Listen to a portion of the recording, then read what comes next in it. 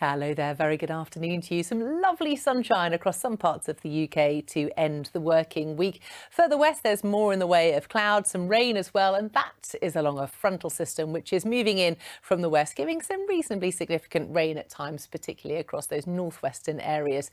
But it is gradually starting to feel less cold. Now, as we look ahead to this evening and overnight, that system continues its journey eastwards, but easing and fragmenting really just to some rather hefty cloud at times by the time it clears the eastern coastline at around the early hours of the morning, but a much less cold night than we've seen recently. And then as we look ahead to the weekend, well, we have got a bit of a respite in the cold weather. It is going to be a cloudy story, but turning quite a lot milder, 5 or 6 degrees by day, I think, and not nearly so cold at night. It's going to be wet at times as well, particularly in the west, where here we are going to be having quite a keen wind, and it turns cold again for next week. See you later. Hello there and a very good evening to you. It's finally Friday, the weekend's just around the corner, and it brings with it some milder conditions, you'll be pleased to know, after a pretty chilly week. So we're going to be getting this sort of fairly mild feed from the south and southwest. That's really going to be boosting the temperatures up before, by the end of the weekend and the start of next week, high pressure sits to the north of us once more, and that gives us the return of that cold northerly wind.